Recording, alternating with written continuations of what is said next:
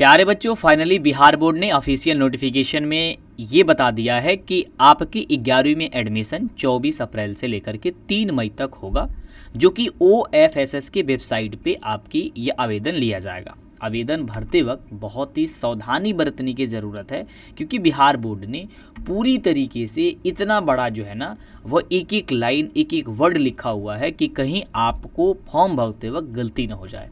अगर गलती हो जाएंगी तो आपको तकलीफ होगा, आप जिस स्कूल कॉलेज में चाहेंगे उसमें आपका एडमिशन नहीं हो पाएगा। तो इसलिए ये वीडियो आपके लिए बहुत ही महत्वपूर्ण है, क्योंकि इस वीडियो में मैं आपको बताने वाला हूँ कि किस प्रकार से आप इंटर के लिए फॉर्म को आसानी से आप भरोगे, किस चीज़ की ज़रूरत है, कितना पैसा लगेगा, और आपको 10 से 20 कॉलेज सेलेक्ट करने को आएंगे तो आप कैसे सेलेक्ट करोगे जिससे कि आप जिस स्कूल कॉलेज में आप चाहते हो कि आपका एडमिशन उसी में हो जाए। या तो वो बहुत अच्छा स्कूल होगा, आप इसलिए चाहेंगे, नहीं तो ये चाहेंगे कि वो नज़दीक होगा।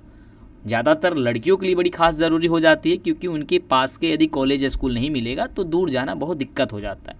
इसलिए मैं चाहता हूँ कि आप इस वीडियो को ज़रूर देखिएगा, पूरी देखिएगा, आधा अधूरा ज्ञान बहुत ज़्यादा दिक्कत कर जाता है।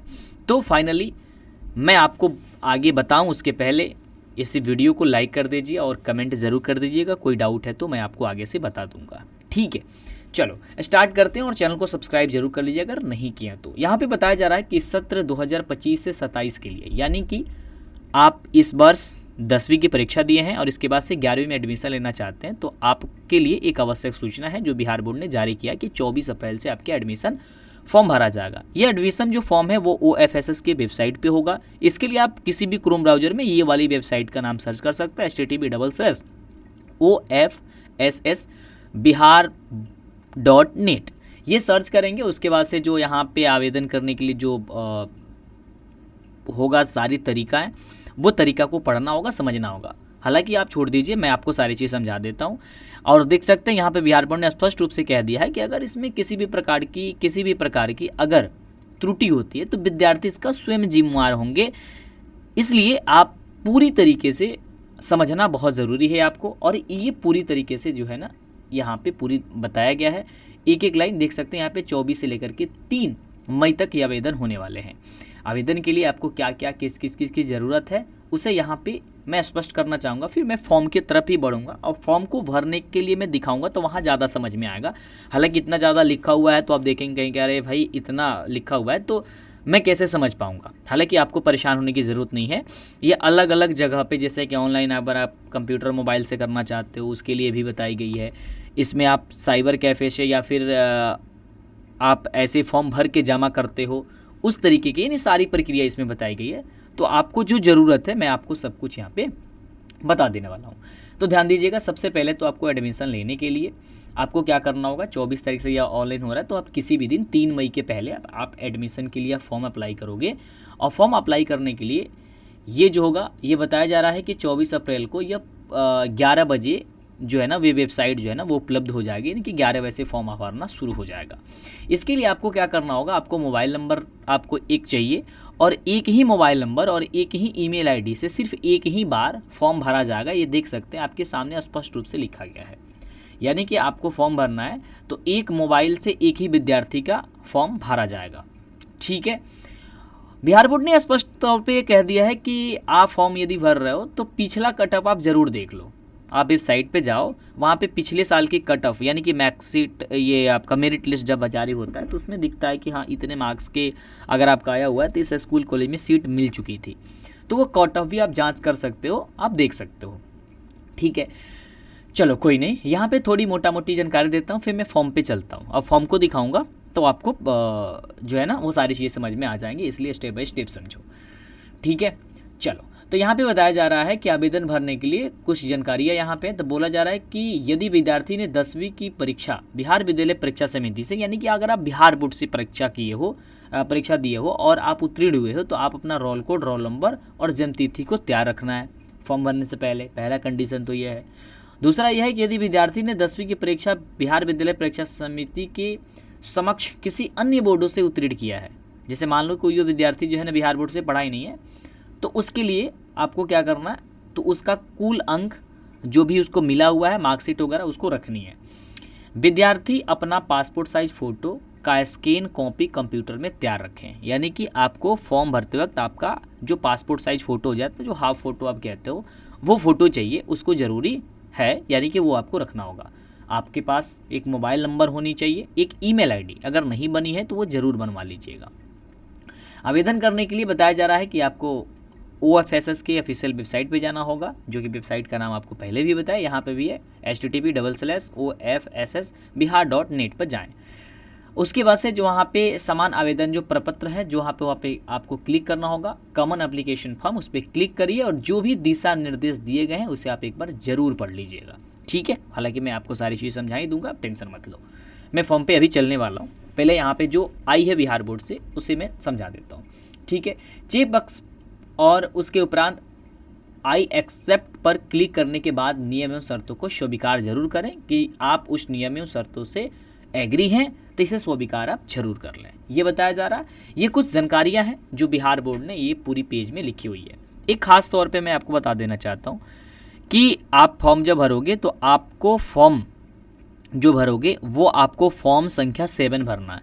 यदि आप बिहार बोर्ड से पढ़ाई किए हो, देख सकते हो यहाँ स्पष्ट लिखा गया है कि अगर विद्यार्थी ने 10वीं की परीक्षा बिहार विद्यालय परीक्षा समिति से उत्तीर्ण किया है तो आपको फॉर्म संख्या 7 भरना है। अगर आप बिहार बोर्ड के अलावा अगर विद्यार्थी 10वीं का परीक्षा किसी अन्य बोर्ड से, जैसे कि CBSE बोर्ड से, ICSE बोर्ड से या फिर किसी अन्य बोर्ड से अगर उत्तीर्ण किया है तो उनको फॉर्म संख्या 8 भरनी है। ये बात हो गई तय। स्पष्ट रूप से ये बता दिया गया है कि कितने रुपए आपको लगेंगे, तो ध्यान दीजिए, एक बार मोबाइल नंबर सुनिश्चित हो जाने के बाद आपको 350 रुपये का भुगतान करना होगा और 350 रुपये का भुगतान आप डेबिट कार्ड के माध्यम से, क्रेडिट कार्ड के माध्यम से या नेट बैंकिंग के माध्यम से, आप ये कहें तो आप फ़ोनपे, गूगल पे के माध्यम से भी आप पेमेंट कर सकते हो। यानी कि एक फॉर्म को भरने के लिए आपको 350 रुपये लगेगी।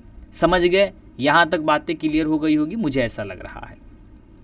तो इसमें ज़्यादा कुछ पढ़ने से बढ़िया है कि हम डायरेक्ट क्यों ना फॉर्म पे चले जाएं, ठीक है।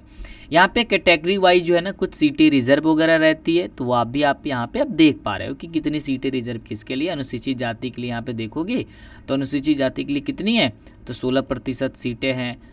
ST के लिए 0.1, अत्यंत पिछड़ा वर्ग के लिए 18%, पिछड़ा वर्ग के लिए 12%, पिछड़ा वर्ग महिला के लिए 3% लगभग है, ठीक है। और आर्थिक रूप से जो EWS के अंतर्गत आते हैं उसके लिए 10% सीट जो है ना वो होती है। डन है? इसको ज़्यादा समझने से बेहतर है हम लोग चलते हैं फॉर्म पे और फॉर्म को समझते हैं। ये फॉर्म का रूप है, लेकिन फॉर्म के रूप में सबसे पहले हम चलेंगे सबसे पहले वाले चरण पे। यहाँ आते हैं फॉर्म भरने के लिए। यहाँ पे बताया जा रहा है कि OFSS के माध्यम से ऑनलाइन आवेदन यानी कि कॉमन एप्लीकेशन फॉर्म को ऑनलाइन भरने की कुल 9 चरण हैं, यानी कि कुल 9 प्रक्रिया से आपको फॉर्म को भरना होगा। पहला चरण यानी कि पहला प्रक्रिया स्टार्ट होता है यहाँ से।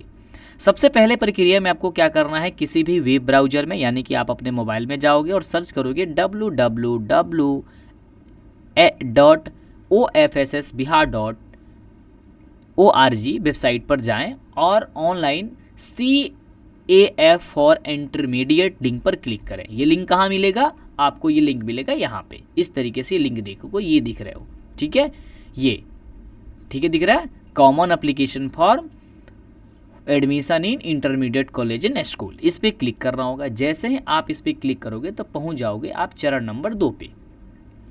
चरण नंबर 2 पे आपको क्या होगा कि इस तरीके से आपको टर्म एंड कंडीशन देखने को मिलेंगी।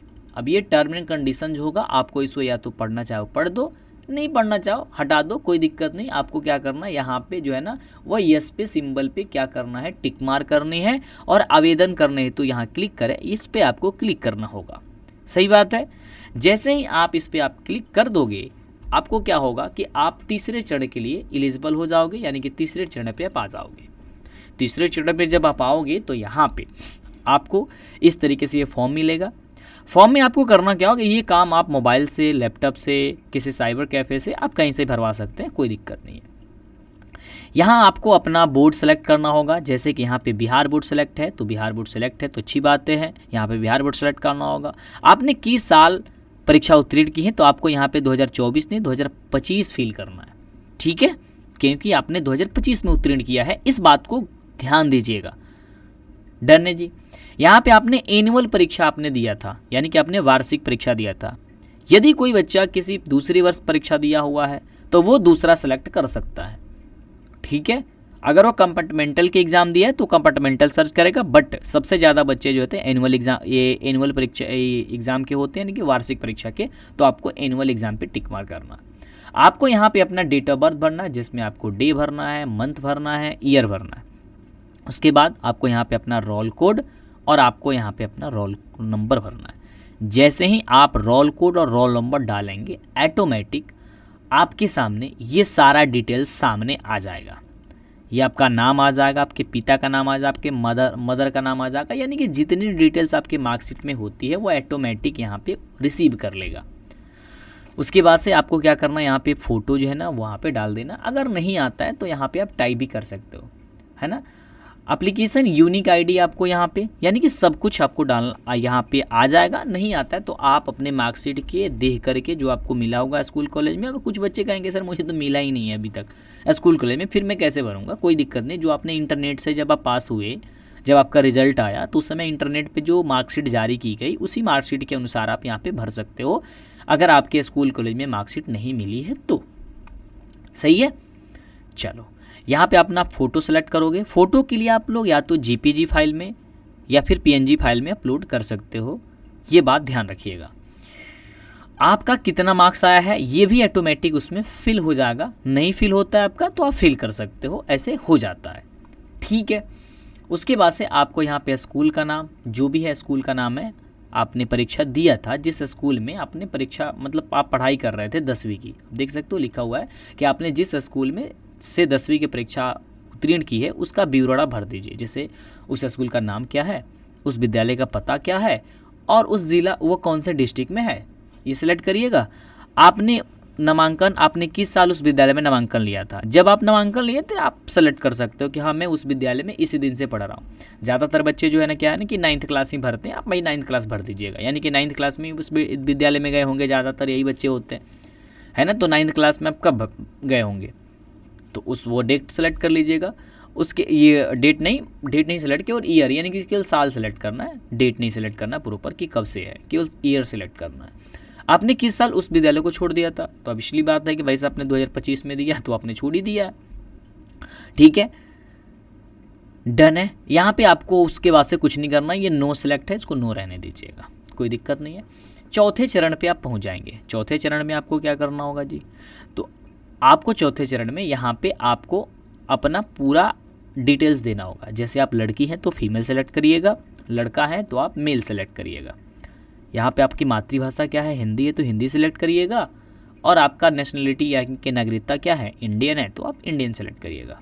धर्म आपकी क्या है, हिंदू है तो आप हिंदू है तो हिंदू सेलेक्ट करिए, मुस्लिम है तो मुस्लिम सेलेक्ट करिए। हालांकि आप इसे नहीं भी भरेंगे तो कोई दिक्कत नहीं है, यह ऑप्शनल है, और ऑप्शनल जहाँ पे लगा रहता है नहीं भी भरेंगे काम चल जाएगा। यहाँ पे आप ब्लड ग्रुप आपका क्या है, अब ब्लड ग्रुप जो है वो आपका पता ही नहीं होगा, आप इसे छोड़ सकते हो। नहीं जानकारी नहीं पता है तो कोई दिक्कत नहीं है, नहीं भी भरोगे तो काम चल जाएगा, क्योंकि इसमें ऑप्शनल लिखा गया है, क्योंकि भरना अनिवार्य नहीं है, ये लिख भी रहा है। ऑप्शनल का मतलब यही होता है। उसके बाद से आप किस राज्य से हो भाई, तो आप बिहार से हो तो बिहार भर दीजिएगा। कौन से डिस्ट्रिक्ट से हो, आप डिस्ट्रिक्ट भर दीजिएगा, ठीक है। कौन से आपका प्रखंड क्या है, आप प्रखंड यहाँ पे क्लिक कर दूँगा, ऑटोमेटिक आते जाएगा, केवल सेलेक्ट करना है, कुछ लिखना उखना है ही नहीं, ठीक है। यहाँ पे अपना हाउस नंबर जो है ना, वो जो भी जहाँ पे भी है, जो भी हाउस नंबर का नाम है, नंबर है, जहाँ से हो, या फिर अपने गांव के नाम डाल देना, ठीक है।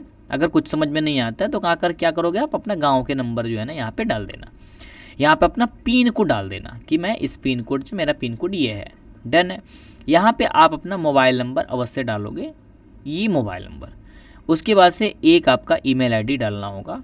अब ये ग्रीन तरीके से टिक मार्क हो जाएगा, इस तरीके से ये रहेगा, ठीक है। आपके पास स्टडी वाला तो है नहीं तो इसको छोड़ दो, इग्नोर करो। आगे आरक्षण का विवरण देना है। अब आपको इसमें बताना होगा कि आप जनरल कास्ट से आते हैं या SC से आते हैं या फिर ST से आते हैं या फिर बैकवर्ड से आते हैं, यानी कि BC से आते हैं, या फिर EBC से आते हैं, किससे आते हैं आप उसको सेलेक्ट करना होगा। यदि आप जनरल आते हैं जनरल सेलेक्ट करिएगा, और नहीं तो जो भी आता है आप उसको सिलेक्ट कर दीजिएगा, ठीक है। आप दिव्यांग तो है नहीं, तो आप नो पे सिलेक्ट है, तो इसमें कुछ छेड़छाड़ मत करिएगा, वैसे ही छोड़ दीजिएगा। EWS नो है, इसको भी आप EWS को नो छोड़ दीजिएगा, यहाँ पे कुछ नहीं करना। रही बात अब यहाँ पे खेल शुरू होता है। अब यहाँ पे क्या है ना, फॉर्म को भरने के लिए तो तैयार हो गए, फॉर्म भर भी रहे हो, लेकिन सबसे बड़ा ज़रूरी ये है कि आपको ये डिसाइड ज़रूर कर लीजिएगा कि आप एडमिशन कौन से स्ट्रीम में लेना चाहते हो। समझ रहे हो, कौन सा स्ट्रीम में लेना चाहते हो एडमिशन।